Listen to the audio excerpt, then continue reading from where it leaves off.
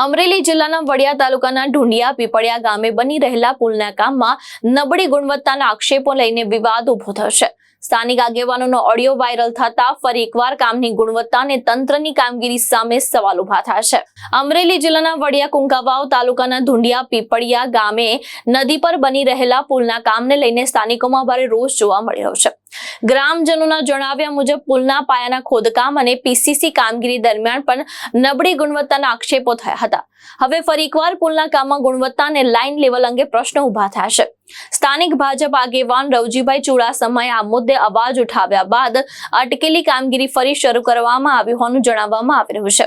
આ દરમિયાન સ્થાનિક આગેવાન તાલુકા પંચાયત સદસ્ય અને કોન્ટ્રાક્ટર સાથેની વાતચીતના ઓડિયો વાયરલ થતા સમગ્ર મામલો ચર્ચાનો વિષય બન્યો છે। સ્થાનિકોમાં સવાલ ઉઠી રહ્યા છે કે પુલના કામની તટસ્થ તપાસ થશે કે નહીં, તેમજ કામમાં કોઈ અનિયમિતતા થઈ હોય તો જવાબદાર સામે કાર્યવાહી કરવામાં આવશે કે નહીં। હાલ સમગ્ર મામલે વિસ્તારમાં ચર્ચાનો માહોલ જોવા મળી રહ્યો છે અને લોકો દ્વારા કામની ગુણવત્તાની નિષ્પક્ષ તપાસની માંગ કરવામાં આવી રહી છે। રવજીભાઈ ચુડાસમા સામાજિક કાર્યકર અને ગ્રામ પંચાયતના સદસ્ય તરીકે ફરજ બજાવું છું। અમારા ગામની અંદર ઢુંડિયા પીપળિયાથી વડિયા અને ગોંડલ જતો રસ્તો છે। આ રાજકોટ ગોંડલ જવા માટેનો એક જ રસ્તો છે અમારો। ત્યારે અમારે જે વરસાદના કારણે પાણી ભરાઈ જતું હતું, એટલે અમને બહુ મુસીબતથી ગામ લોકોની રજૂઆત હતી કે ભાઈ તમે ગમે તેમ બ્રિજ બનાવો। ત્યારે અમારા ઉર્જા મંત્રી શ્રી કૌશિકભાઈ વેકરીને અમે રજૂઆત કરી કે સાહેબ અમને એક પુલ બનાવી દો। ત્યારે એમને 60 થી 65 લાખ રૂપિયા મંજૂર કરી અને પુલ કામ મંજૂર થયું। ત્યારે એજન્સીને કામ મળ્યું, એજન્સીએ કામ ચાલુ કર્યું, એનું 1 વર્ષ થઈ ગયું। એકદમ ગોકળ ભક્તા ઢીલી ગતિથી કામ ચાલુ છે। 1 વર્ષથી કામ પૂરું કરવામાં નથી। લાઇન લેવલમાં કામ તદ્દન આઉટ છે। જે બ્રિજ ખરેખર રોડ બાજુ જોઈએ એની જે અવળી સાઈડ રોડ બનાવેલો છે। એટલે હવે કાર્યપાલકને આપણે બધી રજૂઆત કરીને કહેવું છે કે તમે રિટર્ન આની થોડીક લંબાવો અને એકદમ સીધો પેલો પહેલાં અમે આમ ગઢ નાણાંની જેમ હાલતા, હવે હાંડિયા પુલની જેમ હાલશું। આવો બ્રિજ બને છે। 2 ફૂટ ઊંડો જોતો હતો, ઊંડાની જગ્યાએ 2 ફૂટ અધર લઈ લીધો છે। એટલે ગામ લોકોને અત્યારે છે ને બધા એવી માંગણી કરે કે ભાઈ આમાં આપણે હાલશું કેમ।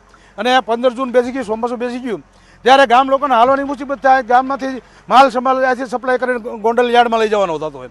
હવે ગોંડલ યાર્ડમાં જવા માટે તો વરસાદ હોય ને પાણી હોય તો ડાયવર્ઝન તો હાલવાનું નથી। એના માટે ગામ લોકોની બધી માગ છે। અમારા પંચાયતમાંથી ગામ લોકો બધા અત્યારે એવું કહે છે ભાઈ તમે આગેવાનો ધ્યાન દો અને તાબડતોબ પુલનું કામ ચાલુ કરાવો। એટલે આજે કામ ચાલુ થયું। કાલે વીડિયોના અહેવાલથી અને કૌશિકભાઈ વેકરીને કાલે ફોન દ્વારા જાણ કરી, ચાવડા સાહેબને જાણ કરી।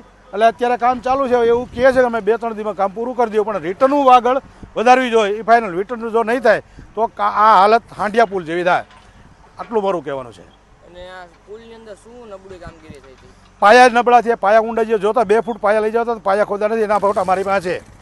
માટી પાથરી અને એમને સીધું આમના પહેલાં જે કંઈ હતા એન્જિનિયર, જે એજન્સીના એન્જિનિયર હતા ને, એમણે બિલકુલ ધ્યાન નથી આપેલું। મેં એમને મૌખિક જાણ કરેલી કે ભાઈ સાહેબ આ તમારું આ જે છે માટી છે એને તો હટાવો, અને જે તમે જેસીબીથી ખોદ્યું છે તો 2 ફૂટ એને ઊંડો લઈ જાઓ અને બ્રેકર મારીને ત્યારે 2 ફૂટ ઊંડો લઈ જવાની જગ્યાએ 2 ફૂટ અધર લઈ જાય, એટલે હાંડિયા પુલ થયો છે। અને શું તો ગામના લોકોની અને તમારા લોકોની માંગ હતી? માગ તો આ બ્રિજ પુલ બનાવવા માટેની જ માગ હતી અમારી કે ભાઈ તાબડતોબ આ પુલ બને। તો પુલ માટે અમારા ધારાસભ્ય તો ગ્રાન્ટ આપી દીધી અને બધું મંજૂર કરાવી દીધું। હવે એજન્સી છે, એજન્સીને કામ કરવાનું હોય, પણ એજન્સી એકદમ ઢીલી નીતિથી કામ કરે છે। એટલે ગામ લોકો અત્યારે અમારી પંચાયતમાં સવારી કરી જાય છે કે ભાઈ તમે આગેવાનો ધ્યાન દો। એટલે અમારી માથે એટલે મુસીબત આવી છે। કેમ 15 જૂન બેસી ગઈ, હવે સરપંચ ઉપસરપંચને આખી બોડીને એમ કે ભાઈ તમે રાજીનામા આપી દો। એટલે અમારે શું કરવાનું? અમારે તો ફરજિયાત અમે અમારા ધારાસભ્યને રજૂઆત કરી। ધારાસભ્ય તાબડતોબ એન્જિનિયરને કીધું અને કોન્ટ્રાક્ટરને કીધું, આ માણસોને મૂકી દીધા, હવે કામ ચાલુ કરી દીધું। સરફરાઝ ખોખર, દ્રષ્ટિકોણ ન્યૂઝ, અમરેલી।